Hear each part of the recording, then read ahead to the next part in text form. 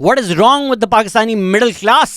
हमने जो टू पाकिस्तान की एपिसोड कर ली हैं उसमें हमने काफ़ी डिस्कस किया कि पाकिस्तान की क्या फॉल्ट लाइंस हैं, क्या वो चीज़ें हैं जिनकी वजह से कॉन्फ्लिक्ट बनता है, जो परसिस्ट करता है। पिछले एपिसोड में जो कॉन्फ्लिक्ट डिस्कस हुआ था वो पाकिस्तान के मास्टर नैरेटिव और अवाम के बीच में हुआ था। अब जब हम अवाम की बात कर रहे हैं, अक्सर अवाम की बात इस पॉडकास्ट पे की जाती है। हमने जो पिछले 2 लाइव किए, दोनों दफ़ा ऑडियंस ने मुझसे ये शिकायत की, शिकवा किया, सवाल किया कि भाई अगर अवाम ही है ना जो जहालत करती है, जो मिसोजिनी करती है, जो एक्सट्रीमिज़म करती है, तो अगर कोई कभी इस अवाम को क्रिटिसाइज़ करता है तो आप सीख पा क्यों हो जाते हैं। तो पहले मैं अपनी राय थोड़ी वाज़े कर दूं आपको। देखें, 5 साल से मैं ये पॉडकास्ट कर रहा हूँ, जो मेरे अंदर भी इर्तिका आया है इसमें। पहले मैं भी हाइपर फोकस करता था इंडिविजुअल एक्शंस पर। मैंने भी जो वीडियोस बनाई हैं कि यार इस आदमी की ये गलती थी, ये किया उसने। पॉडकास्ट करके इतने साल मैंने समझा है कि चीज़ें इतनी सिंपल नहीं होती जितनी वो नज़र आ रही हैं। और अब मैं कोशिश ज़रूर करता हूँ कि एक मैं मैक्रो व्यू लूँ। अगर कभी कोई इंडिविजुअल एक्शन ऐसा है कि वो मैक्रो चीज़ों को ख़राब करने की एबिलिटी रखता है, तब उस इंडिविजुअल पे फोकस जाता है। वरना मेरी कोशिश हमेशा यही होती है कि लोगों को गालियाँ देकर सो जाने से बेहतर है इशू को समझें। देखें, ये बात बहुत ज़्यादा की जाती है कि भाई पाकिस्तान में लोग ट्रैफिक सिग्नल नहीं फॉलो करते। वही आदमी, वही इंसान दुबई जाएगा, लंदन जाएगा तो ट्रैफिक सिग्नल फॉलो करेगा। तो ये अगर जेनेटिक आर्ग्यूमेंट है कि हमारी आवाम इतनी जाहिल है, ये वेस्टर्न ट्रैफिक सिग्नल देखकर परेशान होता है, इनको समझ नहीं आता लाल और हरे का फ़र्क क्या है, वो बात तो झूठ साबित हो गई। क्योंकि अक्सर मैं बाहर मुल्कों में गया हूँ, ये जो टैक्सी ड्राइवर वाली नौकरियाँ होती हैं ये साउथ एशिया के ही लोग कर रहे होते हैं। तो अब इसका जो सिंपल सोल्यूशन वो है, या जो सिंपल आइडिया है वो ये है कि दुबई और लंदन में ये लोग ट्रैफिक रूल्स इसलिए फॉलो करते हैं क्योंकि इनको पता है कि अगर नहीं किए तो एग्जॉर्बिटेंट फ़ीस आएंगी, ऑटोमेटिक चालान हो जाएगा, कैमरा में आ जाएगा, पॉइंट्स ड्राइवर्स लाइसेंस के ख़त्म हो जाएंगे। तो अब इसको लेकर आए कराची में। अब कराची में सब लोग सब जो गालियाँ देते आ रहे हैं, जिन लोगों को हमेशा से देते आ रहे हैं, फिर जब हमने इस पॉडकास्ट में देखा अच्छा जी भी कराची का तो 60% कैंट एरिया है, तो शायद हम गलत जगह गालियाँ दे रहे थे। When we don't understand issues, we also don't understand who to blame for our problems. तो अब जो कराची का अगर आप देखेंगे जी, हार्टलैंड है, या जो हमारी हार्ट बीट है वो शार फैसल है, जो सेंट्रली पूरे शहर को कनेक्ट करती है। तो शार फैसल पे चोरियाँ होती हैं, मसले मसाइल होते हैं, क्यों नहीं उसमें हम सेफ सिटी कैमरास लगा दें जिस तरह लाहौर में लगाई थी। अब आप शार फैसल को शुरू से लेकर एंड तक ट्रैक करना शुरू करें। ISI के दफ्तर है, PF का बेस है, PNS है, from Avari towers till the airport, throughout cantonment areas हैं, सिक्योरिटी इंस्टॉलेशंस हैं। तो अगर वहाँ हमने कैमराज लगा दिए जो throughout the day record करेगा, ये तो हमारी नेशनल सिक्योरिटी के लिए मसला है। तो अब आपको समझ में आ रहा है कि यार चीज़ें इतनी सिंपल नहीं हैं कि यार ये आदमी जाहिल है, ये यहाँ फॉलो कर रहा है, वहाँ नहीं फॉलो कर रहा है। It's not that simple, right? It's the system that is designed, the system what that system incentivises. मेरा एक दोस्त है, वो आया था दुबई से, वो रात के 12 बजे सिग्नल पे रुक गया और मैं उसको गालियाँ दे रहा हूँ कि भाई भगा यहाँ पर मोबाइल आपका चोरी हो जाएगा। तो it's not as simple as saying कि भाई कराची में ड्राइवर जाहिल है, बाहर जो है वो ड्राइवर अक्लमंद है। It's the system, it's the incentives. And then जब उसको सॉल्व भी करना है, उसमें जो रोड ब्लॉक्स हैं वो क्या हैं, वो समझने के बाद आपको एक मैक्रो व्यू में समझ में आता है, एंड आपकी अंडरस्टैंडिंग बढ़ जाती है कि जो सिंपल प्रिस्क्रिप्शंस देते हैं कि यार ये मसला ये कर दो, जब आप करने जाओ तो वो इतना सिंपल नहीं रहता। पहले वाले सेशन में जो मुझसे सवाल पूछा गया था उसमें जो इंसिडेंट्स भी बताए गए थे, एक इछड़ा वाला इंसिडेंट था और एक जड़ा वाला इंसिडेंट था जिसमें चर्चेस जला दी गई थी। दोनों इंसिडेंट्स के पीछे कौन है? दोनों इंसिडेंट्स के पीछे एक पार्टी है जिसका नाम TLP है। और मेरी जो पॉलिटिकल एनालिसिस वाली वीडियोस भी होती हैं उसमें अक्सर मैं 2017-2018 के वक्त की बात करता हूँ, बिकॉज आई डू फील जो हमारा करंट क्राइसिस है that's where things took a turn and things started going wrong. तो TLP बनाई गई, कोई नहीं अब इसको डिनाई कर सकता कि एक वजह से बनाई गई। PMLN का पंजाब में वोट तोड़ना था, इस्टेब्लिशमेंट ने डिस्ट्रप्शन करनी थी। फैज़ाबाद धरना का जो जजमेंट आया है, जो काजी फैज़ ईसा ने लिखा था, और अभी रिसेंटली उन्होंने कमीशन वालों को भी बुलाकर आड़े हाथों लिया है। तो TLP बनाई जाती है, TLP को यूज़ किया जाता है डिसरप्शन के लिए, प्रोटेस्ट के लिए, लोगों को इंसाइट करने के लिए। तो मैं कैसे बोलूँ अवाम जाहिल है? जो बरेलवी सेक्ट है वो सेक्ट सेंचुरी से पीसफुल रहा है, सूफ़ी रहा है। All of a sudden through an intervention by the state, through the promotion of certain ideas by the state, उस सेक्ट के लोग इंसाइट हो जाते हैं, वायलेंस कमिट करते हैं। हम फिर पीछे बैठकर बोलते हैं यार कितनी जाहिल अवाम। तो इसी जाहिल अवाम ने सेंचुरीज तक क्यों नहीं किया, अब क्यों कर रहे हैं ये, right? So then we look at that state intervention and the role of the state in doing that. Same with jihadism जो प्रमोट हुआ है, इस खत्ते की कोई हिस्ट्री तो नहीं है, आपने एक प्रमोट किया ना सर्टन आइडिया, तो लोगों के लिए उनका मज़हब इम्पॉर्टेंट है, एब्सोल्युटली उनका मज़हब इम्पॉर्टेंट है, बट उसको जब आप वेपनाइज करना शुरू कर देते हैं अपने पॉलिटिकल गोल्स और एम्बिशंस के लिए, तो जो कर रहा है मैं पर्सनली उसको ज़्यादा जिम्मेवार समझता हूँ as opposed to that person who is involve, not to absolve that person. भाई जो इंडिविजुअल जहालत कर रहा है, ज़ाहिरी बात है उसका इंडिविजुअल खामियाजा पनिशमेंट होगा। It's the same how we react to sexual assault in this country, right? कि अगर एक इंसिडेंट होता है जिसमें एक औरत के साथ ज़्यादती होती है, हमारा रिएक्शन होता है अरे ये जानवर यहाँ कैसे आ गया हमारी सोसाइटी में, इसको हैंग कर दो, बाकी तो हम सारे फरिश्ते हैं। जो ये करता है वो जानवर है, इनफैक्ट सॉरी मैं जानवरों की तस्लील कर रहा हूँ, नहीं करनी चाहिए, वो इंसानियत से गिरा हुआ इंसान है, उसको पनिशमेंट मिलनी चाहिए, उसके लिए कोई माफ़ी नहीं है। लेकिन आपने जो सोसाइटी बनाई हुई है जहाँ आप इस तरह की बातें करते हैं कि भाई तालियां तो दो हाथों से बजती हैं, औरत की ही गलती होती है, औरत ने पहनावा क्या था, औरत बाहर क्यों थी, जब आप विक्टिम ब्लेमिंग करते हैं एंड समहाउ आप इनकरेज करते हैं कि भाई औरतें तो टेबल हैं रिज़र्व कर लो, और फिर आप ऑब्जेक्टिफिकेशन को माशरे में प्रमोट करते हैं, तो जब ये सारे आइडियाज़ आप प्रमोट करते हैं और एक जहनीत उस तरह की बनाते हैं लोगों की, ये जब तक आप फिक्स नहीं करेंगे ना मसला नहीं फिक्स होगा। Just by saying this person is a monster, hang this person, society is great, आप मसले को नहीं सॉल्व कर रहे, आप सॉर्ट ऑफ अपने आप को, अपनी सोसाइटी को एब्जॉल्व कर रहे हैं उससे।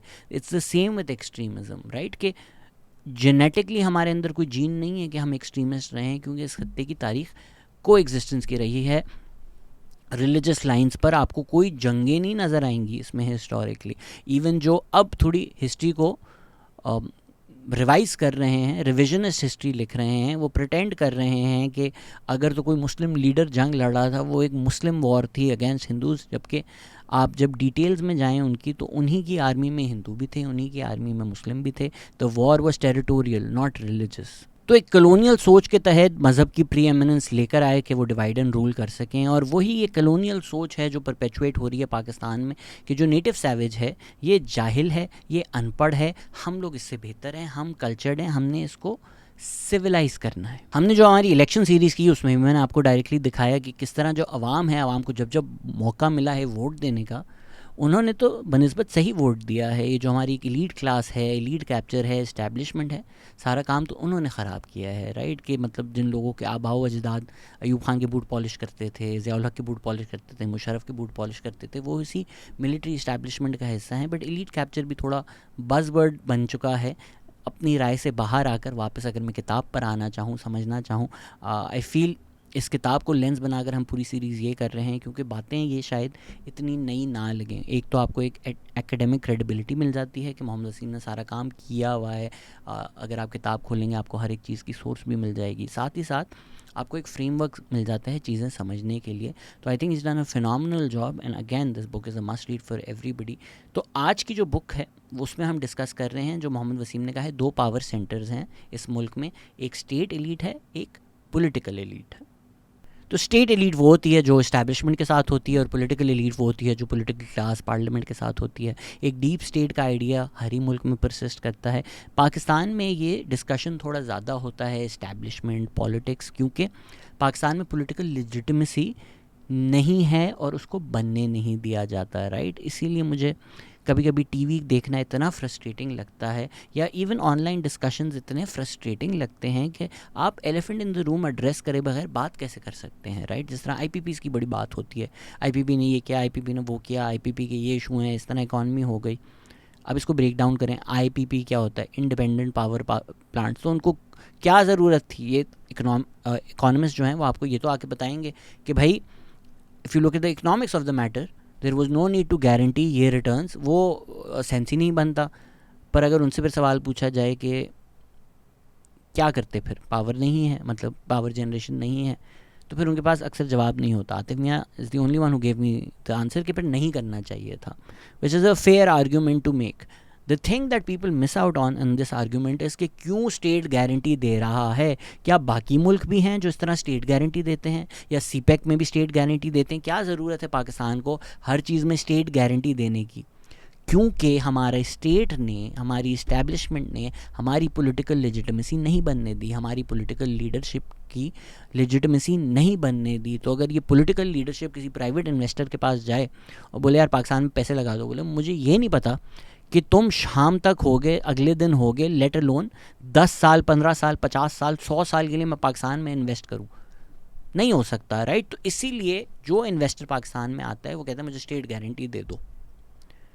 So yes, economically some of these deals may not favor Pakistan as much as economists would like or as number crunchers would like, लेकिन इनके मसले मसाइल, इनके क्रिटिसिज्म में आप जब तक ये नहीं फैक्टर इन करेंगे कि आप गवर्नमेंट्स को ये स्पेस ही नहीं देते कि वो एक लेजिटिमेसी हो, एक कंटिन्यूएशन ऑफ पॉलिसी हो, जो इन्वेस्टर आ रहा है, जो प्रोजेक्ट्स लगा रहा है, उसको एक अंडरस्टैंडिंग हो कि PMLN की गवर्नमेंट चली गई, PTI आ गई, तो ऐसा नहीं होगा कि बस अब जो PMLN ने साइन किया है वो सब करप्ट है, सारे डॉक्यूमेंट्स फाड़ो, सब में करप्शन थी, खोलो और we'll start fresh and we'll renegotiate everything. Nobody wants to invest in a country like this, which is why कोई आपकी पॉलिटिकल गवर्नमेंट से निगोशिएट करना ही नहीं चाहता, जो बोलता भाई स्टेट गारंटी दो। सबको पता है आपने ये सिचुएशन बनाई है ताकि जो हमारे पॉलिटिशियंस हैं वो केपेबल ही ना हो, उनके पास कैपेसिटी ही ना हो कि वो पाकिस्तान में इन्वेस्टमेंट ला सकें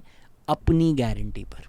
और अनफॉर्चुनेटली पाकिस्तान में ये बिल्कुल ही शुरू में हो गया था। ये जब डॉक्टर इल्हान ने आज भी आए थे पॉडकास्ट पे, उन्होंने भी बताया था हमें कि किस तरह सिविल ब्यूरोक्रेसी और मिलिट्री फ़ौरन उन्होंने इनरोड्स करके पावर एक्वायर कर ली थी। अगर हम वापस किताब पर हैं तो मोहम्मद वसीम कहते हैं कि जो पोस्ट कलोनियल सोसाइटीज़ हैं उनमें ये पावर इम्बैलेंस होता ही है। पाकिस्तान में थोड़ा ज़्यादा है क्योंकि अगर ये जो रीजन वेस्ट पाकिस्तान बना है, इसमें जो पंजाब है वो तो एक सेमी मिलिट्री स्टेट था, और बलूचिस्तान और सिंध जो हैं वो थोड़े बैकवर्ड एरियाज़ थे ब्रिटिश एम्पायर के। बलूचिस्तान इनडायरेक्ट रूल के अंडर था, तो इस एरिया में कोई इंस्टीट्यूशंस ऑफ सेल्फ रूल उस तरह नहीं बने हुए थे शायद जिस तरह मेनलैंड इंडिया में बने हुए थे। तो जो पावर में स्टेट एलीट आई भी, उसकी वो कलोनियल मेंटालिटी ही थी, not just in terms of how they view the natives but also in terms of their policy prescriptions, right? कि आप सेंट्रलाइजेशन कर दें पावर। ये हमने 1970 के ज़ुमरे में भी बहुत ज़्यादा डिस्कस किया है कि उसके क्या क्या नुकसान हुए हैं। साथ ही साथ जो नज़रिया पाकिस्तान है, या जो उन्होंने एक अपने जहन में पाकिस्तान का नक्शा ड्रॉ किया हुआ है, इससे इन्होंने अपनी आइडियोलॉजी और लेजिटिमेसी ड्राइव करने की कोशिश की, और इसी को प्रमोट करने के लिए उन्होंने मासेस की मास मैनिपुलेशन की थ्रू एजुकेशन, थ्रू पाक स्टडीज़, और एक सर्टन काइंड ऑफ आइडिया जो इनकी लेजिटिमेसी क्वेश्चन ना करे उसको प्रमोट किया। इसके बनस्बत जो पॉलिटिकल क्लास होती है उसको आप लाख तनकीद करें, बट वो लोकली कनेक्टेड होती है, वो ग्राउंड लेवल पे कनेक्टेड होती है। उनको इन्हीं लोगों से जाकर वोट लेना होता है, जो शायद स्टेट एलीट का मसला नहीं है। इन दोनों चीज़ों के साथ साथ हम पाकिस्तानी मिडिल क्लास को भी समझते हैं। आई नो ये इस पॉडकास्ट पे तो बहुत ज़्यादा डिस्कस हुआ है, लेकिन जब doctor Mohammad Wasim middle class की बात कर रहे हैं तो वो ये नहीं कह रहे कि आप किस साल US गए थे या आपकी 50,000 सैलरी है हाउस होल्ड। वो सोशोलॉजिकल फैक्टर ज़्यादा देख रहे हैं, right? In terms of the politics of the matter, good governance, अच्छा आदमी, Sadiq and Amin, anti corruption drives, इस तरह की जो चीज़ें हैं ना वो मिडिल क्लास एम्बिशंस से अलाइन करती हैं, इसलिए वो बिकती हैं। और इस तरह की जो बातें करता है उसको एक मिडिल क्लास सपोर्ट भी मिलता है। मोहम्मद वसीम कहते हैं कि जो स्टेट एलीट है वो सर्वाइव ही नहीं कर सकती जब तक उसकी एक मिडिल क्लास कॉन्स्टिट्यूंसी सपोर्ट उसको ना मिले। तो मैं भी जब पाकिस्तान की एलीट या मिडिल क्लास को क्रिटिसाइज़ करता हूँ, कंपेयरिंग देम टू दी अवाम, और अवाम को डिफेंड करता हूँ, मेरा ये क्रिटिसिज्म होता है, राइट? यही मिडिल क्लास कॉन्स्टिट्यूंसी थी जिनको मुशर्रफ बहुत ज़्यादा पसंद था। अगर आज ये डेमोक्रेसी की बात करते हैं, कॉन्स्टिट्यूशन की बात करते हैं, तो इनसे सवाल पूछा जाए कि इतने बड़े मुशर्रफ स्टैंड्स क्यों थे आप? एंड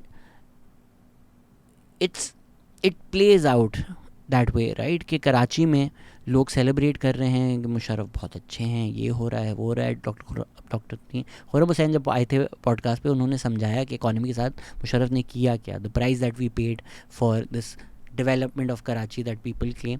उसी कराची के लिटरली रेव हो रही है फ्रेंच बीच पे, लोग पार्टी कर रहे हैं, बोल रहे हैं वाह व्हाट अ लिबरल मुशर्रफ। वही मुशर्रफ कुछ किलोमीटर दूर बलूचिस्तान में बमबारी कर रहा है, केपी के लोगों को जिहाद की तरफ भेज रहा है, अफ़गानिस्तान भेज रहा है, अमेरिका को बेच रहा है उन लोगों को।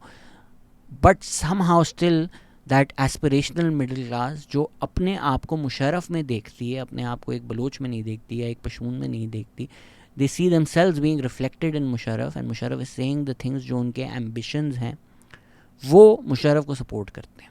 क्योंकि पाकिस्तान की मिडिल क्लास एक स्टेटस को ओरिएंटेड क्लास है, they're interested in maintaining the status quo, right. अभी हमने पिछले 2-3 पॉडकास्ट में ये कहा है कि जो कराची की बिजनेस फाइनेंशियल एलीट भी है वो केयर टेकर सेटअप में रिपोर्टेडली एलिजेडली आर्मी चीफ के पास गई थी और उन्होंने बोला था भाई इसी को चलने दो, इलेक्शन ना कराओ, स्टेबिलिटी अच्छी है। वो स्टेटस को तोड़ना नहीं चाहते क्योंकि उन्होंने स्टेटस को से सालों साल फ़ायदे अक्रू किए हैं।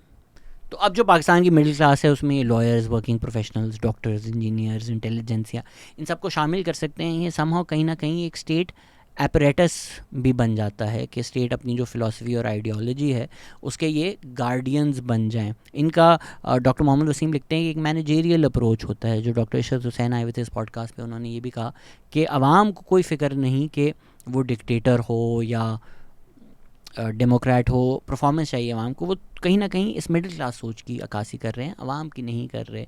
क्योंकि अगेन हम सिर्फ हमारे इर्द गिर्द जो है या जो वॉइसेस हमें नज़र आती हैं, हमें वही आवाम नज़र आ रही है। आप जाके बलूचिस्तान में पूछें कि भाई वो डेमोक्रेसी चाहते हैं, डिक्टेटरशिप चाहते हैं, राइट। उनके लिए इतना सिंपल नहीं है। शायद हम जो यहाँ बैठे हुए हैं हमारे लिए बड़ा सिंपल है कि भाई मोहसिन नकवी, मोहसिन स्पीड बड़ा परफॉर्म करते हैं, कोई फ़र्क नहीं पड़ता ये बलोच हो या ना हो, इनको लगा दो बलूचिस्तान में, अगर ये परफॉर्मेंस दे सकते हैं तो बस ठीक है। These are middle class ideas, right? These may not be Awami ideas. बड़े अच्छे तरीके से मोहम्मद वसीम इनको डिस्क्राइब करते हैं। वो कहते हैं ये सुपरा पॉलिटिकल एंटिटी है, जो मैं आपको कह रहा था, ये गार्डियंस बन जाते हैं, राइट। जिस तरह पाकिस्तान का नज़रिया है, नाराज़ हो जाते हैं ये लोग जब हम अगर कुछ ऐसी चीज़ें कहें जो इनके ख़यालात हैं पाकिस्तान के बारे में उससे बरक्स हों, उसके ख़िलाफ़ हों। आप लोगों ने देखा है कि मेरे कई इख्तलाफ भी जो हुए हैं वो इसी बुनियाद पर हुए हैं इन लोगों से। पाकिस्तान के कॉन्टेक्स्ट में क्योंकि हमारी वो एक कॉलोनियल लेगेसी चलती आ रही है, पाकिस्तान की जो ब्यूरोक्रेसी है वो ये गार्डियन, विजिलेंटी, ये वो लोग ये रोल अदा करते हैं। पाकिस्तान में आपने अक्सर सुना होगा कि हमारी तो एक फैंटेसी है कि भाई एक बेनोवेलेंट डिक्टेटर आ जाए। डॉक्टर मोहम्मद वसीम ये भी कहते हैं कि जिस क्लास को आप ड्यूरिंग ब्रिटिश इंडिया कहते थे कि बाबू ब्राह्मण और ब्यूरोक्रेट है, वही कहीं ना कहीं एक्सपैंड हो चुकी है पाकिस्तान में। डॉक्टर मोहम्मद वसीम ने ये भी लिखा है कि जुल्फ़िकार अली भुट्टो के पीरियड के अलावा वो आर्ग्यू करते हैं कि हर वक्त जो मिडिल क्लास है पाकिस्तान की वो डोमिनेंट रही है उस, और कहीं ना कहीं इसी डोमिनेंस, इसी रिलेशनशिप से उन्होंने अपनी आइडेंटिटी और प्रिविलेज भी एक्वायर किए है, राइट। उनको स्टेट पेट्रनेज मिली है। अगर इसकी मैं आपको एक मिसाल दूं तो पाकिस्तान बनने के बाद जो आपकी एलीट है या जो स्टेट पेट्रनेज है that was focused on Karachi, अलॉट एंड आर्टलैंड पंजाब।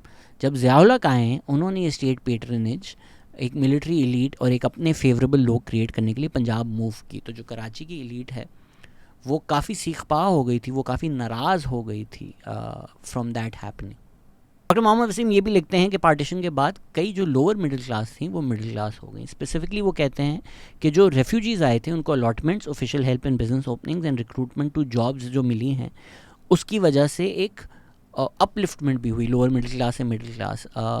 कराची के कॉन्टेक्स्ट में, इवन पंजाब के कॉन्टेक्स्ट में एक्चुअली, लाहौर स्पेशली, एक वैक्यूम तो रह गया था ना। अगर एक हिंदू क्लास थी, एक सिख क्लास थी, इसमें कई वर्किंग प्रोफेशनल्स थे, इनमें से कई लोग थे who were doing well socially, financially. तो जब वो चले गए, वो वैक्यूम भरने के लिए जो एक रेफ्यूजी क्लास है तो एक न्यू मिडिल क्लास उस तरह से भी इमर्ज हुई। और फिर जब अयूब खान ने मार्शल लॉ लगा दिया तो फिर तो स्टेट एलीट तब से ही डोमिनेंट पोजीशन में आई है। और पॉलिटिकल क्लास या पॉलिटिक्स के नाम पर हमें झूठ बेचा गया है, राइट। एक कन्वेंशन बना दी गई है किंग्स पार्टी, अयूब खान ने शुरू किया, जिस तरह मुशर्रफ ने PMLQ बनाई। एक किंग्स पार्टी होती है और हमें बताया जाता है भाई ये पॉलिटिशियंस है, देखिए हमने इलेक्शन भी करा दिया, डेमोक्रेसी भी करा दी, वोट भी है, पार्लियामेंट भी है, सब भी है, और पीछे एक स्टेट एलीट बैठकर हर चीज़ कंट्रोल कर रही होती है। Sounds familiar to the past few years, doesn't it? Mohammad Wasim ये भी लिखते हैं कि भुट्टो का एक पीरियड था जब मॉडिक्रम ऑफ सिविलियन सुप्रेमेसी थी, वरना आपकी स्टेट एलीट ने ही डोमिनेट किया है। और क्योंकि ये ब्यूरोक्रेसी की पावर थोड़ी कर्ब हो रही थी और पॉलिटिकल एलीट आ रही थी, मेरी राय में इसमें जो कॉन्स्टिट्यूशन बनना है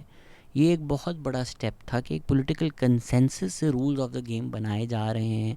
ये ब्यूरोक्रेसी को ज़ाहिरी बातें नहीं पसंद आएगा, तो एक एंटी भुट्टो सेंटिमेंट ब्यूरोक्रेसी में आया और फिर वो फट कर बाहर आया थ्रू ज़ियाउल हक। और ज़ियाउल हक के बाद से ये पॉलिटिकल क्लास के लिए स्पेस लिमिटेड ही रही है, स्टेट एलीट ही डोमिनेट करती रही है और सर्टन आइडिया स्टेट एलीट ने एजुकेशन और मीडिया को कंट्रोल कर कर प्रमोट किए हैं। हमने पिछले एपिसोड में भी डिस्कस किया था ideas of Muslim separatism, faith of the Muslim homeland, इन चीज़ों पे सॉर्ट ऑफ मोनोपोली बना ली है स्टेट ने, स्टेट एलीट ने इनको प्रमोट किया है और इनको अपने आप को इन आइडियल्स, इन आइडियाज़ का गार्डियन समझकर पेश किया है। ज़ियाउल हक ने तो बोला था सब मैं ही हूँ मर्द मोमिन। तो ये जो मिडिल क्लास एक एस्पिरेशंस है हमारी कि एक अच्छा इंसान आ जाए, जो दिल का अच्छा हो, जो पाकिस्तान को तरक्की की तरफ लेकर जाए, जो प्रॉमिस किया गया था हमें, जो पाकिस्तान ने बनना था और ये ज़मीन बहुत सरखेज़ है, वो सारे आइडियाज़ जो है ना मर्द मोमिन ज़ियाउल हक ने बोला सबका सब मैं ही हूँ। Sounds familiar doesn't it?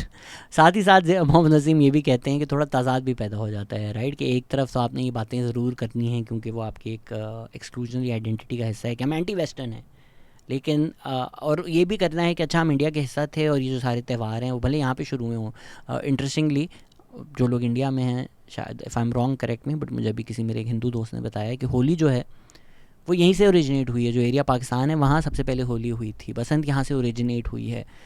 हम लोग ये त्यौहार नहीं मना सकते क्योंकि ये इंडियन हैं, ये वेस्टर्न कल्चर जो है वो पाकिस्तान को बर्बाद कर रहा है। लेकिन बर्थडेज़ सब लोग मना रहे होते हैं, मदर्स डे होता है, फादर्स डे होता है, वैलेंटाइंस डे स्पेसिफिकली उन्होंने बोला भाई ये वेस्टर्न कल्चर है। बाकी वो सारे वेस्टर्न कल्चर मनाने हैं। नेटफ्लिक्स सबके पास है, यूट्यूब सबके पास है, हर मौलवी यूट्यूब पर है, सारे वेस्ट को फॉलो करता है, सारी चीज़ें करता है। लेकिन भाई हम कहीं ना कहीं एक एंटी वेस्टर्न हैं। जब हमने KLF पे किया था सेशन नदीम फारूक पराचा के साथ, तो एक ऑडियंस में ख़ातून उठी, उन्होंने बोला भाई आपने कैसे कहा कि PTI इमरान खान की कोई आइडियोलॉजी नहीं है। उनकी आइडियोलॉजी है कि वो एंटी वेस्ट हैं लेकिन वो एंटी वेस्ट नहीं है। मैं देख के परेशान ही हो गया था कि इस बात का मतलब क्या है। इस बात का वही मतलब है जो ज़ियाउल हक का एक हिपोक्रेसी थी कि आप अमेरिका से डॉलर्स लेकर अमेरिका से छपा हुआ लिटरेचर पाकिस्तान में फैला रहे हैं और हम कह रहे हैं कि भाई हम वेस्ट नहीं हैं। ये सिर्फ बेचने के काम आता है, ये सिर्फ आवाम को राइल अप करने के लिए पॉपुलिस्ट बातें होती हैं। अदरवाइज़ अंदर से वो कोई एंटी कलोनियल या एंटी वेस्टर्न इम्पीरियलिस्ट आइडिया नहीं होता, राइट। अगर हम लेफ़्ट की बात करते हैं वो कहते हैं भाई इधर एंटी वेस्टर्न इम्पीरियलिज्म, तो वो तो नहीं अमेरिका से डॉलर्स लेंगे ना, क्योंकि आप इम्पीरियल पावर को ही स्ट्रेंथन कर रहे हैं। इम्पीरियल पावर का जो इन्फ्लुएंस है उसके आप लिटरली पॉन्स और फोर्सेस बने हुए हैं। तो आप कैसे एंटी वेस्ट क्या हैं फिर आप? तो कमिंग बैक, ये जो मिडिल क्लास है यही पब्लिक ओपिनियन को कहीं ना कहीं कंट्रोल करती है। ये आइडिया जो है कि आवाम को डंडा मिलना चाहिए, तो ये कलोनियल फियर से आता है, फियर ऑफ द मासेस के भाई आवाम जो है वो आपके ख़िलाफ़ अगर खड़ी हो गई, चढ़ गई, तो ये तो सिस्टम ख़त्म हो जाएगा। लोग इस तरह की बातें करते हैं कि चंद ब्रिटिश लोगों ने किस तरह पूरे बर-ए-सग़ीर पर हुकूमत कर ली, क्योंकि ये जो एक बाबू क्लास उस ज़माने के बूट लिकर्स हैं वो साथ मिल गए थे कि भाई हम संभाल लेंगे इन जाहिलों को, हमें आप अपने जैसा समझें, अपने से करीब समझें। और वही आइडिया अब इनहेरिट हो गया है कि पाकिस्तान के जो इंस्टीट्यूशंस भी हैं वो समहाउ एंटी अवाम है, अवाम को कंट्रोल करने के लिए हैं, अवामी नहीं है। हम अगर पाकिस्तान की पुलिस भी देखें तो पुलिस आपके लिए, पुलिस अवाम के लिए नहीं। पुलिस पाकिस्तान में एग्जिस्ट करती है कि हमारी जो एलीट है उनको प्रोटेक्ट कर सके आवाम से। तो ये VIP प्रोटोकॉल में तो हमें बहुत क्लियरली नज़र आता है। लेकिन अगर नाका भी लगा हुआ है, अगर लाहौर के DHA के बीच में चादर पिंड है, तो चादर पिंड की जो एंट्री और एग्ज़िट पॉइंट्स हैं वहाँ पे पुलिस बैठी हुई है। वो इसलिए नहीं बैठी हुई कि यार चादर पिंड सेफ़ एरिया, वो इसलिए बैठी हुई है कि यार ये जो लेस अंडर सर्व्ड एरिया से लोग आते हैं ये DHA में आके चोरियां ना करें, ये यार DHA के लोगों को तंग ना करें। तो वो DHA के लोगों को प्रोटेक्ट करने के लिए गरीब आवाम से पुलिस वहाँ पर एग्जिस्ट करती है। तो middle class elite, state elite जो है, उनका आइडिया ये होता है कि आवाम को एज लेबर यूज़ करो, इनकी वेल्थ एक्सट्रैक्ट करो और इंस्टीट्यूशंस इस तरह से डिज़ाइन करो कि हम प्रोटेक्टेड रहें। So yes, I do often harken back to the colonialism, and people sometimes claim that I unfairly blame a lot of things on colonialism, but colonialism is the living legacy of Pakistan, right? कि कोई आप लाहौर में जाएं और आप चढ़ पिंड में जाएं, 2 गलियां दूर होगा वो डीएचए से, लेकिन आपको ऐसा लगेगा दुनिया ही बदल चुकी है। तो फिर सवाल ये आता है कि भाई इतने एलीट पॉश एरिया जहाँ तो लोग वॉइस ऑफ डीएचए ग्रुप्स में बात करते हैं कि गरीबों को ही निकाल दो, यहाँ गरीबों को होना नहीं चाहिए। ये नहीं कि पॉवर्टी ख़त्म होनी चाहिए, गरीब ख़त्म होना चाहिए। डीएचए में अच्छे नहीं लगते ना, इनको बोलो बाहर जाके कहीं भीख मांगे। उस डीएचए के बीच में आपने गाँव क्यों बनाया हुआ है? एक ताज़ाद लगता है ना कि भाई आप तो चाहते नहीं गरीब हैं, फिर आप तो गरीब रहे। तो वो इसलिए बनाया हुआ है कि यार जो मासियाँ हैं, जो ड्राइवर हैं, जो हमारी वर्किंग क्लास पुअर्स हैं, वो कहाँ से आएंगे। तो अच्छा है ना इनकी एक अपना एरिया हो। वो अगर किसी के पास सैटेलाइट इमेज है तो मुझे भी दिखाएं, मुझे भी भेजें, मैं पोस्ट करूँगा। Jarring, because I used to work, I worked in Charpind, I have given workshops, वहाँ पे मैंने सेशन किया था उनके स्कूल्स में। आपको ऐसा लगता है दुनिया ही बदल गई, DHA to Charpind right next to each other. तो ये लिविंग लेगेसी ऑफ कॉलोनियलिज्म नहीं है कि आपने ये 2 स्ट्रेटास ऑफ सोसाइटी बना दी है। और इसी सोच की वजह से ये जो सीरीज़ है इट्स कॉल्ड 2 पाकिस्तान। इंटरेस्टिंगली मैं जो ये सारी बातें कर रहा हूँ कि एक सैनिटाइज्ड व्यू ऑफ पॉलिटिक्स हो, जिसमें कहीं ना कहीं लेजिटिमेसी जो है वो पाकिस्तान में मज़हब के थ्रू ड्राइव की जा रही है। Ideas of Sadiq and Amin, ideas of being an anti politics politician, this is not unique to Pakistan right. America में ट्रंप ने ये बेचा है कि मैं ड्रेन करूँगा स्वॉम्प, जो स्वॉम्प है, जो पॉलिटिक्स है, मैं उससे अलग हूँ। और अब ये हमें इंडिया में भी नज़र आ रहा है कि जो मिडिल क्लास एस्पिरेशंस हैं वो भी एंटी पॉलिटिकल हो रही हैं। उसमें भी एक बड़ा तबका, एक बड़ी कॉन्स्टिट्यूंसी है जो ये सैनिटाइज्ड व्यू ऑफ पॉलिटिक्स चाहता है, जो ये नहीं चाहता कि पॉलिटिकल क्लास जिसको हम समझते हैं, लोकल कॉन्स्टिट्यूंसी, लोकल इश्यूज़, इन चीज़ों से बढ़कर एक हायर आइडियल्स, एक higher notion of what the country is, what the country should be, who we are, and somehow connect that to religious beliefs, और वो एक सैनिटाइज्ड व्यू ऑफ पॉलिटिक्स हो। वो अब इंडिया में भी इमर्ज हो रहा है। इनफैक्ट इमर्ज क्या हो रहा है, इमर्ज हो चुका है। पाकिस्तान में तो ये आपको परफेक्ट मैनिफेस्टेशन इन सब आइडियाज़ की मिल गई थी इमरान खान में। तो लोग जब मुझे कहते हैं कि क्यों आप इतनी तनकीद करते हैं, भाई everything that I stand against, everything that I criticize is everything Imran Khan stands for. तो कैसे ना मैं क्रिटिसाइज़ करूँ, इस पर हमने बहुत बात कर ली, हम नहीं ज़्यादा टाइम स्पेंड करेंगे। आप लोग नदीम फारूक पराचे की किताब the myth of the middle class पढ़ लें, you will get a fair idea of what it is. अगर हम वापस मोहम्मद वसीम की किताब पे आएँ तो वो कहते हैं मुस्लिम लीग जो है they do not have space for political ideologues. मैंने ये पाकिस्तान लॉस्ट में भी डिस्कस किया है कि जब सेपरेट इलेक्टोरेट्स मिल गए तो फिर ज़रूरत नहीं है ना पॉलिटिकल आइडियोलॉजी की। आप सेपरेट इलेक्टरेट्स हैं, आपने मुस्लिम्स से वोट लेना है तो आप उस बेसिस पर ले रहे हैं कि हम मुस्लिम हैं। और फिर जब एक मुस्लिम होमलैंड की डिमांड आ गई तो वो सॉर्ट ऑफ ओवरराइडिंग आइडियोलॉजी बन गई, कोई ज़रूरत नहीं पड़ी उस तरह से। आई नो हुद भाई साहब भी जिन्ना साहब को काफ़ी क्रिटिसाइज़ करते हैं कि भाई जिन्ना साहब ने कभी एकेडमिक पेपर नहीं लिखा। आई फील थोड़ी अनफेयर क्रिटिसिज्म है, तो मैं बहुत इज़्ज़त करता हूँ हुद भाई साहब की। अगर आप पॉलिटिक्स देखें तो उस टाइम कोई ज़रूरत भी नहीं थी मुस्लिम लीग को कि हमें कोई पॉलिटिकल आइडियोलॉजी बनाएं या हम आवाम के पास जाएं कि अच्छा भाई हमारा सोशलिज्म का ये आइडिया होगा। आपकी आइडियोलॉजी है मुस्लिम होमलैंड, हम बना रहे हैं, आप मुस्लिम हैं, आप वोट करें। That was the politics. इसमें मुस्लिम लीग को जो सपोर्ट मिला वो आवाम से पहले मुस्लिम नोटेबल्स का मिला, एलीट का मिला। ये जो एलीट पैकेजेस और सपोर्ट मिला है उसके थ्रू मुस्लिम लीग पॉपुलराइज हुई है राइट। तो वो उसी मुल्क की, उसी पार्टी की जो लेगेसीज़ है हमारी आज की पार्टीज़, उसमें भी वो हमें एक वीक आइडियोलॉजी नज़र आती है। बिकॉज़ हमारी पॉलिटिक्स शायद उस टाइम इतनी आइडियोलॉजिकल नहीं थी, तो वो आज भी नहीं है। पिछले 30 साल में अगर हम देखें तो पहले नवाज शरीफ को लॉन्च किया गया, फिर नवाज शरीफ की फॉलोइंग आउट हो गई इस्टेब्लिशमेंट, तो उन्होंने इमरान खान को लॉन्च कर दिया। मुशर्रफ ने चौधरी ब्रदर्स को किंग्स पार्टी बना दिया था। इंटरेस्टिंगली अगर आप किताब पढ़ें तो एक अच्छा इंटरेस्टिंग एनेक्डोट है उसके अंदर। मोहम्मद वसीम लिखते हैं कि चौधरी ब्रदर्स जो हैं वो मुशर्रफ के पास गए थे कि जो इंटेलिजेंस एजेंसी है वो हमारे इलेक्टेबल तोड़ के इमरान खान के पास लेके जा रही है। जिस सोच की इर्तिका की मैं बात कर रहा था वो पॉडकास्ट से पहले ही मेरी शुरू हो चुकी थी। एंड मैं अपने लिसनर्स को भी ये अर्ज करूँगा कि आप जब नया आइडिया सुनते हैं या नॉवल आइडिया सुनते हैं, कोई ऐसी चीज़ सुनते हैं जो उसके बरक्स है जो आपने आज तक सुनी हो, उसको रिजेक्ट करने से पहले एग्जामिन कर लिया करें राइट। एक एजुकेटेड माइंड का यही साइन होता है कि you can entertain an idea without accepting it right. तो मैं भी बचपन में बड़ी एक अच्छी चीज़ समझता था कि जनरल परवेज़ मुशर्रफ ने बोला भाई ग्रेजुएशन होनी चाहिए पॉलिटिक्स में आने के लिए, उसकी वजह से PMLN के कई सेनेटर्स 50 से ऊपर लोग PMLN के डिस्क्वालीफाई हो गए क्योंकि ग्रेजुएशन की डिग्री नहीं थी। अब मैं इसको बिल्कुल सही समझता था कि क्या जाहिल अनपढ़ गवार लोग आपने पार्लियामेंट के अंदर बिठा दिए हैं, ग्रेजुएट भी नहीं है।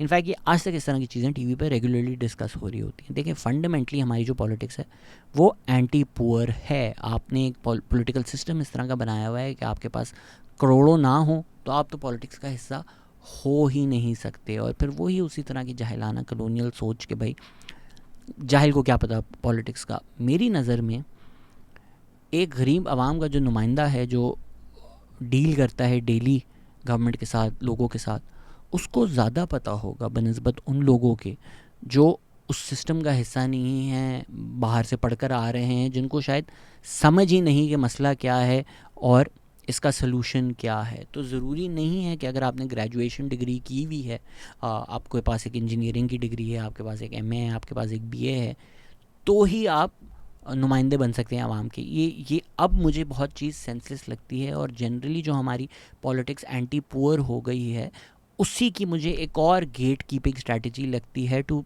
Prevent certain people from entering politics. या तो हमारा मुल्क इस तरह का होता है ना कि मुल्क ने जिम्मेदारी ली होती है जो कॉन्स्टिट्यूशन में ली हुई है कि एजुकेशन हमारी जिम्मेदारी है। ऐसा तो हो ही नहीं सकता पाकिस्तान में कि जो पढ़े ना।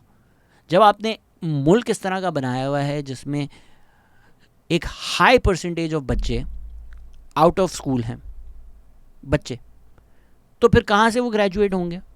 तो फिर गरीब तो कभी ज़िंदगी में बन ही नहीं सकता ना आवाम का नुमाइंदा। तो आपने गेट कीप कर लिया कि भाई तेरे लिए नहीं है, जाहिल बन, तू जा मज़दूर बन, तू लेबर है, हम तुझे बताएंगे कि पाकिस्तान को क्या होना चाहिए। तो ये गेट कीपिंग की स्ट्रैटेजी है मेरी नज़र में, और ये हर लेवल पे है, right. Graduation degree is a part of it. आपको पैसे चाहिए, आपको अगर वोट नहीं मिले तो आप पे फ़ाइन लगेगा, फिर आपने पैम्फलेट छपवाने हैं, फिर आप लोगों ने कैंपेनिंग करनी है, फिर आप लोगों ने बिरयानियाँ बांटनी है, जो जो करना है, तगड़ा पैसा चाहिए आपको ये सारी कैंपेन चलाने के लिए। वो सब नहीं कर सकते, तो इसीलिए एक certain class of people, certain families, certain electables वही आपको बार बार नज़र आते हैं क्योंकि ये सिस्टम बना वही उनके लिए है। तो मोहम्मद वसीम लिखते हैं कि फिर इस कॉन्टेक्स्ट में elections then becomes a way of amplifying projecting your social power. एक तबका जो है वो दिखाने के लिए कि मैं इस मोहल्ले का शेर हूँ, इलेक्शन में जाके लड़ता है। मेरी नज़र में यही सारी वजूहात हैं जिसकी वजह से आपको एक certain kind of political class नज़र आती है, जो वो रहती है, बार बार आती है, क्योंकि वो अलाउ ही उनको किया हुआ है ना। जो वाकई रेडिकल सोच रखते हैं उनको तो इस सिस्टम के अंदर ही नहीं आने दिया जाएगा, let alone compete, let alone win. वो तो उनके पास रिसोर्सेज ही नहीं होंगी ये सब करने की। आई थिंक 1970 के बाद ये तो इस्टेब्लिशमेंट ने सीख लिया है कि भाई ये सरकमस्टांस ही ना लेकर आओ कि इस तरह का relatively free and fair election इस मुल्क में हो जाए। जहाँ मुझे लगता है कि ऑब्वियसली डॉक्टर मोहम्मद वसीम ने एक इतनी बड़ी किताब लिखी है जिसमें हर चीज़ कवर की है, तो वो he is probably focusing on a few things. I do think कि ये जो वो नेशनल लेवल पे पॉलिटिक्स की बात कर रहे हैं, मेन स्ट्रीम पॉलिटिकल पार्टीज़ की बात कर रहे हैं, शायद पाकिस्तान की तारीख़ में जो लोकल प्रोविंशियल लेवल पर पार्टीज़ हैं जो उनका काम है, शायद वो उस मेन स्ट्रीम पार्टीज़ की तनकीद से बाहर काम किया हो। साथ ही साथ जो पॉलिटिकल मूवमेंट्स हैं, लेट्स से अगर MRD की मूवमेंट है या PTM है आजकल, या बलोच मूवमेंट्स हैं जो शायद मेन स्ट्रीम पॉलिटिक्स के डेफिनेशन में नहीं आती but are still political in my opinion, who may not it may not be fair to level the same criticism on those parties। तो उन्होंने उस चीज़ को नहीं देखा है, but we have to acknowledge कि ये भी एग्जिस्ट करती हैं मेन स्ट्रीम पॉलिटिक्स के साथ साथ। मोहम्मद वसीम ये भी लिखते हैं कि Bhutto remains the only example of a leadership that emerge from a popular movement against the establishment. मेरे ख्याल से अगेन मोहम्मद वसीम वेस्ट पाकिस्तान पे फोकस कर रहे हैं, जिसकी वजह से उन्होंने मुजीबुर रहमान के बारे में नहीं लिखा। मैं अर्ज करूँगा कि सब जाकर ये चैप्टर खुद पढ़ें, बिकॉज देयर सर्टन आइडियाज़ जो पॉपुलराइज किए गए हैं हमारे माशरे में, ताकि हम एक सर्टन तरह से हिस्ट्री को देखें, एक सर्टन तरह से पॉलिटिक्स को देखें, राइट। जिस तरह व्हाट्सएप पे ये बड़ी चीज़ आम हो रही होती है या ट्विटर पे ये लोग रिपीट कर रहे होते हैं, कभी कभी मुझे भी कमेंट्स आते हैं कि भुट्टो अयूब खान को डैडी बोलते थे, डैडी बोलते थे। वो बोलते थे नहीं बोलते थे ये मुझे नहीं पता, राइट। बट फैक्ट्स अगर हम देखें तो मोहम्मद वसीम लिखते हैं कि उस टाइम सारी जो हेवी स्पेकुलेशन थी वो यही थी कि भुट्टो को इसलिए डिसमिस किया गया। वो कहते हैं जनरल इम्प्रेशन ये था कि US प्रेशर था, to dismiss him, to get him removed, इसलिए अयूब खान ने उनको रिमूव किया। मोहम्मद वसीम ये भी लिखते हैं कि जो विक्टोरियन पाकिस्तान है, they were threatened by the rise of the Bhutto phenomena. Waseem writes specifically, Mr. Bhutto, however arrogant and paternalistic in practice his own political style may have been, nevertheless did try to harness mass support after he had brought about the highest level of political awareness in the country's history. ये मैं नहीं, मोहम्मद वसीम लिख रहे हैं। अब आपने अगर जियाला बोलना है तो आप जाकर मोहम्मद वसीम को इन चीज़ों पर बोलें। देखें, आप जब तारीख पढ़ते हैं ना, आप उसको प्रेजुडिस, बायस को साइड पे रख कर पढ़ें। आपको ये तो तस्लीम करना पड़ेगा ना कि जिस तरह हमें तारीख पढ़ाई गई है, जिस तरह हमें तारीख बताई गई है, एक हैवी एंटी पीपीपी बायस है। क्योंकि आप जब सियासतदानों को गंदा करते हैं, सियासतदानों को जलील करते हैं, तो सियासत या हिस्टोरिकली पॉलिटिक्स में जो सबसे नुमाया पार्टी रही है वो पीपीपी रही है ना। 3 दफ़ा जब इस मुल्क में मिलिट्री डिक्टेटरशिप आई है, मिलिट्री डिक्टेटरशिप के बाद अगर तो किसी ने मुल्क संभाला है वो पीपीपी है। From 1971 Bhutto to 1988 Benazir to 2008 Zardari. Something to say about the staying power of that party के over the span of 40 years they have existed and they have persisted, nevertheless they have persisted। और ये नेपोटिज्म बोलना fair बिल्कुल भी नहीं होगा, क्योंकि आपने भुट्टो को हैंग कर दिया था, उनके बच्चों को मार दिया था, एक 10 साल की आमरीत थी जिसमें एक पूरी movement to restoration of democracy बनी। तो कोई ताज सर पे नहीं मिला बेनज़ीर भुट्टो को, उनकी अपनी स्ट्रगल थी जिसकी वजह से वो आई हैं, और आने के बाद उनकी कितनी स्ट्रगल हुई है। हमें क्योंकि पॉलिटिक्स को गंदा करना है, सियासत को गंदा करना है, तो आपको एक तरह से हिस्ट्री बताई जाती है। इसलिए मैंने जब 1971 की भी वीडियो बनाई थी, जब मैंने फैक्ट्स प्रेजेंट किए तो लोगों ने बोला भाई आप भुट्टो को डिफेंड कर रहे हैं, क्योंकि हमारे माशरे में प्रीवेलिंग थॉट ये है कि भुट्टो की वजह से 1971 हुआ। आप जब फैक्चुअली बात करते हैं या चीज़ें देखते हैं, तो क्योंकि लोग इतने हैवी बायस से आ रहे हैं, उनको लगता है नहीं ये झूठ है, बिकॉज ये तो मेरा पूरा सिस्टम ओवरराइड हो रहा है ना। कि मैं अगर दिन को रात समझता था, रात को दिन समझता था, आप मुझे बता रहे हो दिन दिन है, रात रात है, नहीं हो सकता, चल मैं शाम पे सेटल कर लेता हूँ, फिर भी आपका बायस है। देखें, अगर तो आपको लगता है कि मैं बायस्ड हूँ या मैं भुट्टो को डिफेंड कर रहा हूँ, मैं आपको खुल के बता देता हूँ। 1971 होता है, उस पर जो मेरी राय है, मैंने पूरी वीडियो बनाई हुई है। मैं हमेशा इस्टेब्लिशमेंट को जो कंट्रोल में है उनको ज़िम्मेवार बनाऊंगा ना। भुट्टो की जो गलती है कि आप इस्टेब्लिशमेंट का नैरेटिव आवाम में बेच रहे थे, वो उनकी है। जिस चीज़ में मैं भुट्टो को ज़िम्मेदार समझता हूँ, कसूरवार समझता हूँ, बलूचिस्तान के लोगों का दुश्मन समझता हूँ, 1971 होता है। हमें पता है कि one of the butchers, one of the main actors in that is general tikka Khan. Zulfikar Ali Bhutto now is the Prime Minister. Now Zulfikar Ali Bhutto has the chance to create a new Pakistan, right? To create a Pakistan that is different from the military dictatorships of the past. ठीक है, आपने constitution बनाया, ठीक है, आपने लोगों को थोड़ी एक आइडेंटिटी दी, एक आइडिया दिया, चाहे हम भी सिटीजन हैं, हमारे भी राइट्स हैं।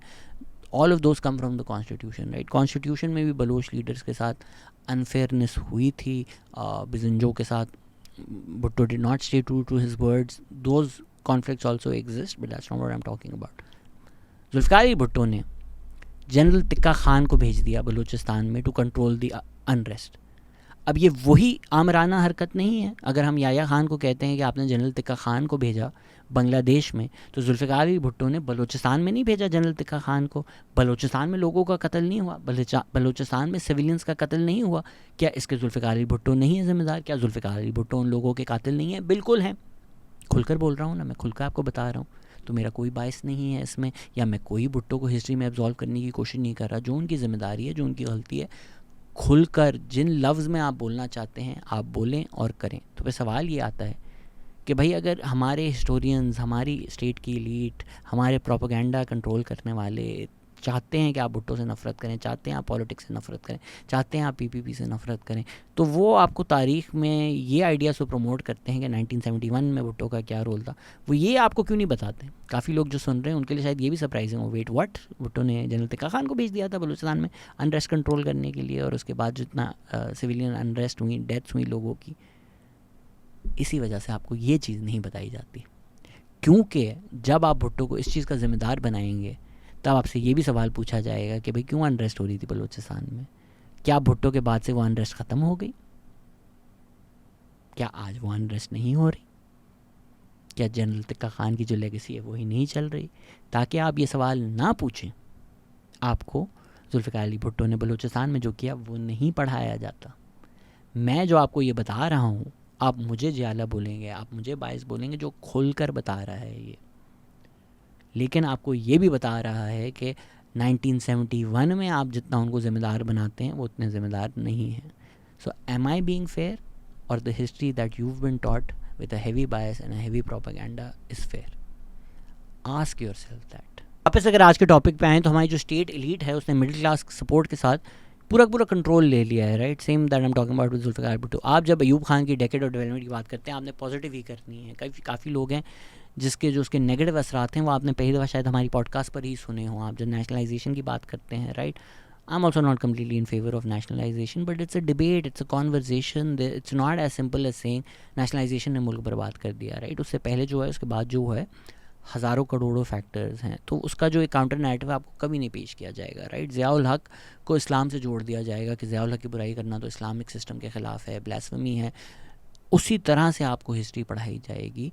तो उसके रिज़ल्ट में फिर जो निकलता है, जिस तरह कंप्यूटर्स में भी कहा जाता है गार्बेज इन गार्बेज आउट, 20 साल गंद भरेंगे तो उसके बाद जो बच्चा आता है, and maybe I am also guilty of this, जब आप उनको क्रिटिसाइज़ करते हैं कि भाई तुझे हर चीज़ अनप्रेसिडेंटली लग रही है, तुझे हर चीज़ न्यू लग रही है, तुझे हर चीज़ लग रहा है पहली दफ़ा ये हुआ है, इसलिए हुआ है क्योंकि उनको दिखाया कुछ और गया है, उनको बताया कुछ और गया है।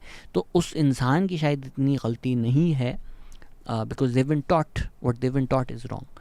सो आई गेट, मैं भी बहुत ज़्यादा ये क्रिटिसाइज़ करता हूँ लोगों को जिनको हर चीज़ अनप्रेसिडेंट लगती है, but I am not surprised कि उनको हर चीज़ अनप्रेसिडेंटेड लगती है, क्योंकि आप ही की तारीख आप ही से छुपाई गई है। समवट टू पाकिस्तान की जो सीरीज़ है या मेरी बाकी जो हिस्टोरिकल वीडियोज़ हैं वो मैं इसी पर्पज़ से कर रहा हूँ कि मैं एटलीस्ट बता तो दूँ आपको। आपने अगर डिसएग्री भी करना है, आप में क्यूरोसिटी तो आ जाए कि यार ये किताबें हैं, ये सोर्सेज हैं, जाके आप पढ़ लो। आपको अगर मेरी बातें गलत लग रही हैं, आप जाकर ख़ुद देख लो। इसलिए ये जो पूरी सीरीज़ है, इस पर हमने जो फ्रेमवर्क दिया हुआ है डॉक्टर मोहम्मद वसीम की किताब दिया हुआ है, राइट? बिकॉज वो एक एकेडमिक क्रेडिबिलिटी है उसमें, हिस्टोरिकल एविडेंस है उन सब चीज़ों में। तो मुझे अगर आप कहते हैं कि मैं एंटी मिलिट्री बायस है, तो है क्यों मेरा मिलिट्री बायस हो, क्यों मैं बोलूँ dictatorship sir okay, no, right? और आपको एक agenda driven ideology is sold as history to you, जैसे आयशा जलाल भी कहती हैं, we replace history with ideology. आपको ये बातें जारिंग लगती हैं बिकॉज हमारा ना एक इनहेरेंट बायस है कि जी मिलिट्री डिक्टेटर्स गुड, ये लोग सारे अच्छे लोग रहे हैं, सियासतदान बुरे रहे हैं। कोई वजह है ना नवाज शरीफ और ज़रदारी बोलना इस मुल्क में गाली है? कोई वजह है ना कि इतना सब होने के बावजूद भी इमरान खान कहता है कि भाई मैं मिलिट्री से बात कर लूँगा, आसिम मुनीर से बात कर लूँगा, नवाज शरीफ ज़रदारी से बात नहीं करूँगा, जबकि interestingly the only thing that can politically save democracy in Pakistan is them talking with each other, these parties. And Shah Mahmood Qureshi और फवाद चौधरी ने एक्नॉलेज भी किया है कि भाई हमने जो मीटिंग और नेगोशिएशंस की थी उसमें अग्री हो गई थी इलेक्शन डेट। इमरान खान ने उसको, इवन तो इमरान खान ने बोला था आप जाके नेगोशिएट करें इन लोगों के साथ, इमरान खान ने उसके बाद रिनेक्ट कर दिया, बोला नहीं मैं नहीं मान रहा। बिकॉज इमरान खान को भी ये अंडरस्टैंडिंग है कि मैंने जो एक इमारत खड़ी की है वो इसी बेसिस पे की है। I have relied on this years of military propaganda and brain washing.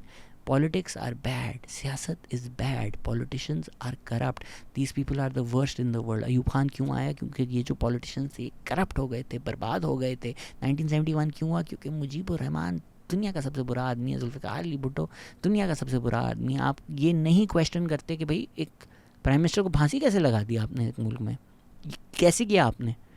एक पॉपुलर प्राइम मिनिस्टर को फांसी लगा दिया आपने, क्यों? क्योंकि सबसे बुरा आदमी वो है और ज़ियाउल हक तो इस्लामिक है। आप इस्लाम को बुरा कहेंगे, ज़ियाउल हक को बुरा कहेंगे? आप इस्लामाइजेशन के खिलाफ हैं, आप इस्लामिक सिस्टम के खिलाफ हैं। इनफैक्ट ज़ियाउल हक ने जो रेफरेंडम भी किया उसमें ये सवाल किया कि भाई अगर तो आप बिलीव करते हैं कि इस्लामिक सिस्टम होना चाहिए और इस्लाम के प्रिंसिपल्स पे पाकिस्तान होना चाहिए, तो फिर यही तो कर रहे हैं ज़ियाउल हक, तो फिर क्या आप ज़ियाउल हक के साथ हैं? अब तो ये रेफरेंडम में नो लिखना ब्लास्फेमी का फतवा लग सकता है, आप कैसे नो कर सकते हैं उसको? क्योंकि इस पूरे लेंस से आपको हिस्ट्री पढ़ाई गई है और मैं जो बातें करता हूँ उसके बरक्स होते हैं, क्योंकि रियलिटी इससे बरक्स है। I get why what things I say are not very palatable to a lot of people. तो ये जो एक तबका है जो स्टेट एलीट की पेटर्नेज से बना है, फ़ायदे उठाता है और उन्हीं के आइडियाज़ रिगर्जिटेट करता है, प्रमोट करता है थ्रू द मीडिया, और फिर एक क्लास है जो इस प्रोपेगेंडा में आ जाती है और वही आइडियाज़ रिपीट करना शुरू कर देती है. इसीलिए मैं 2018 को भी बुरा भला समझता हूँ, क्योंकि कॉन्स्टिट्यूशन को साइड पे रख के, डेमोक्रेसी को साइड पे रख के, ऐसे elections which are called the dirtiest election in years by the BBC, ये एक तबका जो स्टेट एलीट पेट्रनेज लेता आया है सालों तक, वो सेलिब्रेट कर रहा था, भंगड़े डाल रहा था, क्योंकि जो उनकी नज़र में एंटी पॉलिटिक्स पॉलिटिशियन है, क्योंकि जो उनकी नज़र में ये ज़रदारी और नवाज शरीफ नहीं है, वो पावर में आ रहा था. They were willing to forgo everything. And जो मैंने 9th में वाली वीडियो के एंड पे भी सवाल पूछा, मिला क्या, मुल्क को क्या मिला, आवाम को क्या मिला. अभी भी मेरी इंस्टाग्राम पर किसी से ये डिबेट हो रही थी कि भाई 9th में की असल ट्रेजेडी जो है वो तो वही पॉलिटिकल है. नहीं है यार, वो पॉलिटिकल बहुत बुरी बात है कि ये पॉलिटिशियंस जेल में हैं. इनके राइट्स जो इम्पीच हो रहे हैं, इनके जो राइट्स इनको नहीं मिल रहे, इसको आप 1000 दफ़ा क्रिटिसाइज़ करें, आप प्रोटेस्ट करें, मैं आपके साथ हूँ, सब करें. बट 9th में की असल ट्रेजेडी ये है कि ये जो पीपल एट द टॉप हैं, इनके ईगोज़ की वजह से, इमरान खान, बाजवा, फैज़, आसिम मुनीर, इन सब के ईगोज़ की वजह से जो मुल्क बर्बाद हुआ है, जो इकॉनमी के मसले मसाइल की वजह से हज़ारों लोग मरे हैं, जिन लोगों को अपने बच्चों का कत्ल करना पड़ा है क्योंकि they couldn't feed them. That's the real tragedy of the past few years, कि इस अवाम की किसी ने परवाह किए बगैर ये डेंजरस गेम्स खेले हैं. And reducing it as a military and civilian binary because Imran Khan is a civilian is just, भाई अगर आपको इमरान खान पसंद है, आप बोले मुझे पसंद है, मैं चाहता हूँ वो आ जाए, आप ये क्यों झूठी फ़िलासफ़ी अपने आप के अंदर बनाने की कोशिश कर रहे होते हैं. It's so simple. He wanted general Faiz to be the chief of army staff. उनको उनकी जो इस्टेब्लिशमेंट का हिस्सा है वो सपोर्ट कर रहे थे, प्रोटेस्ट में हेल्प कर रहे थे. आसिम मुनीर को हटाने के लिए, आसिम मुनीर अपॉइंट ना हो, सारी एफ़र्ट्स कर रहे थे. उससे पहले वो जब जनरल बाजवा का चांस था एक्सटेंशन का, वो उसके लिए प्रमोट कर रहे थे कि ये आइडियाज़ PTI से ही आ रहे थे ना कि जनरल बाजवा को आप एक्सटेंड कर दें कुछ महीनों के लिए. खुद से ही उन्होंने सोचा था. वो एक फैक्शन को प्रमोट कर रहे थे, वो जो है वो दूसरे फैक्शन को चाहते थे. एक इंटर एस्टैब्लिशमेंट फ़ाइट हो रही थी. जो इस्टेब्लिशमेंट के आइडियाज़ हैं, जो इस्टेब्लिशमेंट के मसले मसाइल हैं, जो एंटी अवाम आइडियाज़, पॉलिसीज़ 70 साल से मिलिट्री इस्टेब्लिशमेंट की रही हैं, वो सब उन्होंने एक बक्से में डालकर PTI के खाते में डाल दी. बोला PTI ये नुमाइंदा है जो पाकिस्तान हम चाहते हैं, जो पाकिस्तान हम समझते हैं, जिस तरह हम इकॉनमी लेके चलना चाहते हैं, जिस तरह हम डेमोक्रेसी को समझते हैं, वो सब एम्बॉडी कर दिया उन्होंने एक पार्टी के अंदर, इमरान खान के अंडर, कि पॉलिटिकल विंग है हमारा. अब आप मुझे कहना चाहते हैं कि ये जो पॉलिटिकल विंग है, ये जो लोग हैं, मतलब आप पॉलिटिशियंस तो देखें ना, शेख रशीद, फयाजुल चौहान, फिरदौस आशिक अवान, जो हमेशा से इस्टेब्लिशमेंट का हिस्सा रहे हैं, वो सब गठजोड़ मिलकर ये एक पार्टी बन गई. साथ ही साथ अब डेमोक्रेसी के हीरोज़ कौन होंगे? ज़ियाउल हक के बेटे, अयूब खान के ग्रैंडसन, गुलाम इसाक खान के ग्रैंडसन, उसी स्टेट एलीट का हिस्सा जो डेकेड से फ़ायदा अक्रू कर रहे हैं. And why this contradiction doesn't strike a lot of people is because they still think of things as being unprecedented and new. इसीलिए मैं हिस्ट्री में जाकर आपको बार बार ये बातें समझा रहा हूँ कि भाई ये काफ़ी नहीं है कि एक मसीहा आ गया तो सब ठीक हो जाएगा, राइट. वो जो एक स्टेट एलीट है, जो उसके आइडियाज़ हैं, जिसकी वजह से आवाम दबी रहती है और ये एक स्टेटस को बदलता नहीं है, उसी स्टेटस को के चेहरे अगर बदल जाएंगे तो क्या फ़र्क आएगा, राइट. गुलाम इसाक खान हीरो रहेगा आपका, ज़ियाउल हक हीरो रहेगा आपका, अयूब खान हीरो रहेगा आपका, उनके जो ख़ानदान हैं वही स्टेट रिसोर्सेज पे बैठे रहेंगे, परपेचुएट करते रहेंगे, वही आइडियाज़, वही बातें करते रहेंगे. लेकिन आपकी नज़र में आसिम मुनीर एक बुरा आदमी बन जाएगा. सिस्टम नहीं बदलेगा, कुछ भी नहीं बदलेगा. In fact everything else will remain constant and the same. But you will expect Pakistan बदल जाएगा. इससे नहीं. यही जो शैलो अंडरस्टैंडिंग है, या जो मिडिल क्लास सोच की थोड़ी कॉन्स्टिट्यूंसी बन गई है विद इन वन पार्टी, ये बाइनरी, ये looking at politics between good and bad, यही मेरी कोशिश होती है तोड़ने की. एंड ये सिर्फ पॉलिटिक्स नहीं है, इसमें जुडिशरी और मीडिया का भी रोल है, क्योंकि मीडिया में भी जो प्रोफेशनल्स आ रहे हैं, या जो लोग आ रहे हैं, या जुडिशरी में भी जो लोग आते हैं, वो इसी कहीं ना कहीं मिडिल क्लास मेंटालिटी से, मिडिल क्लास आइडियाज़ से, पाक स्टडीज़ प्रोपेगेंडा से, मीडिया ब्रेन वॉशिंग से, उसी से पल बढ़कर आ रहे होते हैं ना, उसी सोसाइटी का हिस्सा होते हैं। तो फिर हमने जो वो साकिब निसार को भी देखा, होपफुली यार जो मेरे सुनने वाले हैं, आपकी जो भी पॉलिटिकल एफिलिएशन हो, आपको ये तो नज़र आ जाना चाहिए ना कि भाई दुनिया भर में सुप्रीम कोर्ट में अगर डिसाइड हो रहा होता है कि कॉन्स्टिट्यूशनल मैटर्स क्या हैं, प्राइवेसी इश्यूज़ क्या हैं, मीडिया लॉज क्या हैं, वहाँ पे हमारे चीफ जस्टिस साहब सोच रहे हैं डैम बना देता हूँ मैं उठाकर, 10-10 रुपये भेजो मुझे फ़ौरन दस्ती। ये सेंसलेस बातें हैं। जिस तरह वो बस्सी का भी एक जोक है, कोई लॉजिक है, कोई सेंस है इस बात में? हमें लग रहा था लोग 10-10 रुपये भेज रहे थे, डैम बन जाएगा पाकिस्तान में। नंबर्स नहीं किए किसी ने देखा नहीं कि भाई क्यों सुप्रीम कोर्ट डैम के पैसे ले रहा है, वो पैसे गए कहाँ? आज वो पैसे कहाँ पर हैं? जिन जिन लोगों ने 10-10 रुपये भेजे थे, ज़रा पूछें तो वो 10 रुपये गए कहाँ आप लोगों के? उस वक्त पूरी कौम एक हिस्टेरिया में थी कि भाई ये चीज़ होगी। तो वो जो एक जुडिशरी का भी हिस्टोरिक सपोर्ट रहा है टू पीटीआई, या बेंड रहा है towards PTI, might have change with Qazi Faiz Isa right now, but उससे पहले तो था ना, उमर अत्ता बंदियाल हो गए, साकिब निसार हो गए। वो बियॉन्ड जस्ट, एक तो बड़ा सिंपल होता है किसी को भी लिफाफा बोल देना। अगर हम ये लिफाफे, बायस, सब डाउट्स, इन चीज़ों को अगर साइड पे भी रखें, तो जो एक सोच है, हम कहें एक मिडिल क्लास पाकिस्तानी की, उसकी अक्कासी, उसके एम्बिशंस, उसकी जो हिस्टोरिक ट्रेनिंग है, वो उसको पीटीआई में नज़र आती है, मैनिफेस्ट होती हुई। तो एक वो नेचुरल इंक्लिनेशन भी तो है ना वहाँ। और अगर हम कहें कि नहीं भाई शहजाद आप गलत हैं, ये होगा, वो पहले गलत होंगे, अब वो सबक सीख चुके हैं, अब वो बिल्कुल सही हैं, और अब वो तारीख़ से सीख कर सही जगह खड़े में हैं, और ये असल विक्टिम है। तो मेरा आपसे ये सवाल है, साल तो हो गया इमरान खान को अरेस्ट हुए हुए, कल 9 में था, क्या बदला है? कौन मिलिट्री के साथ बिजनेस नहीं कर रहा? हमारा एक चलिए केयर टेकर सेटअप तो बिल्कुल ही अनकॉन्स्टिट्यूशनल था ना, कहीं से उसका कॉन्स्टिट्यूशन से कोई ताल्लुक नहीं था। उसमें किसी ने काम रोका? उसमें किसी हमारी बिज़नेस एलीट, हमारी मैनेजरियल एलीट, किसी ने सोचा कि यार अच्छा भाई क्या चल रहा है पाकिस्तान में सिस्टम? नहीं, कुछ भी नहीं रुका। अब जब एक सेटअप आया है जो हाइब्रिड प्लस प्लस कहते हैं नजम सेठी उसको, मैं तो कहता हूँ ये बियॉन्ड हाइब्रिड है, अब एक क्वाज़ी मिलिट्री रूल है। क्या बदला है मुझे बता दें, मुझे बता देंगे भाई लोगों ने डीएचएम प्लॉट लेना छोड़ दिया।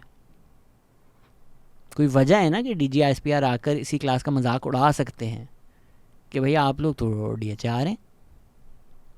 वही कॉन्स्टिट्यूएंसी जो कहती थी लड़ना मरना इमरान खान के साथ है, वो नहीं कर रही मिलिट्री के साथ बिजनेसेस, वो नहीं कर रहे इनके स्टॉक्स में इन्वेस्ट, वो नहीं कर रहे इनकी स्कीम्स में इन्वेस्ट, वो नहीं हो रहे जहाँ उनको मौका मिले।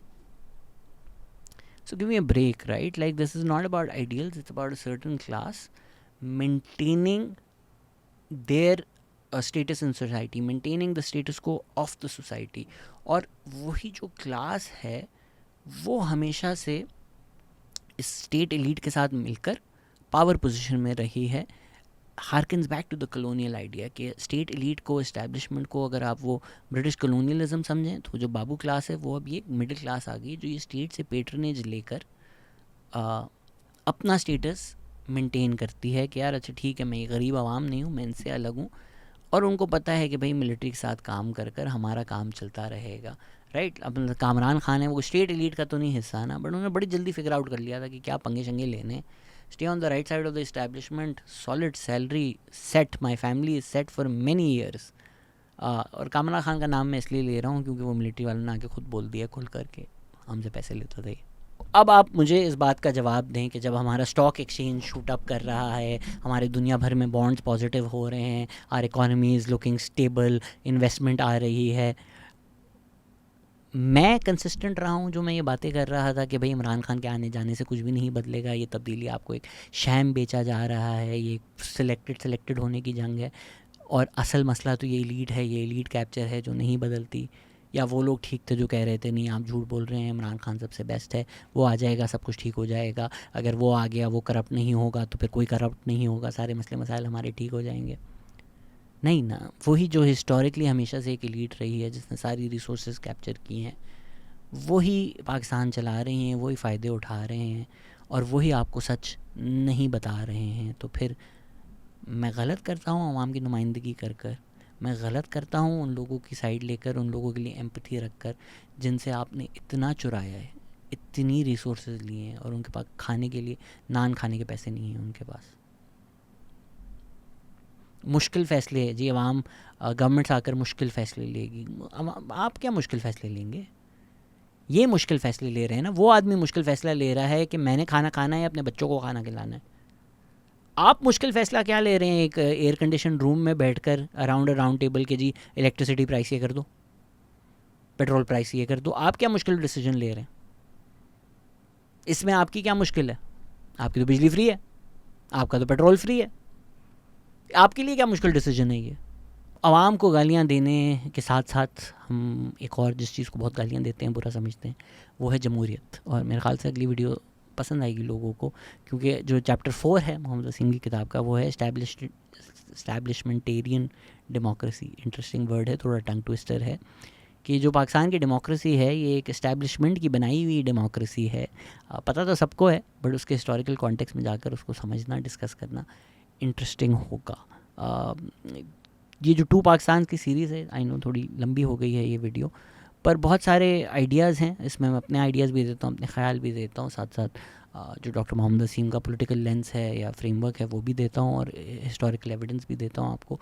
तो मुझे बताएं कि ये what do you think of this series and this format? I'd like to know, क्योंकि 3-4 और चैप्टर्स लगते हैं। अगर नहीं पसंद आ रहा आपको तो फिर वो नहीं करता हूँ वो वाले चैप्टर्स, अगला वाला करूँगा, because that is also very interesting to me. But let me know if you want me to do all 6-7 chapters, because I do realise ये किताब काफ़ी महंगी है और इनएक्सेसिबल है बहुत ज़्यादा लोगों के लिए। इवन अगर जिन लोगों को अंग्रेज़ी नहीं आती उनके लिए भी मुश्किल होगी ज़ाहिर बात है पढ़ना। तो ये वीडियोज़ से होपफुली जो लोग उस एकेडेमिया से ताल्लुक़ नहीं रखते या जिनके पास वो एक्सेस उस तरह से नहीं है, उनको भी ये इन्फॉर्मेशन आ जाएगी, और ये इन्फॉर्मेशन यूनिवर्सिटीज़ और एकेडेमियाज़ और लिटरेचर फेस्टिवल्स तक लिमिटेड नहीं रहेगी। तो प्लीज़ मुझे राय ज़रूर दीजिएगा, गालियाँ मत दें, राय दें। शुक्रिया।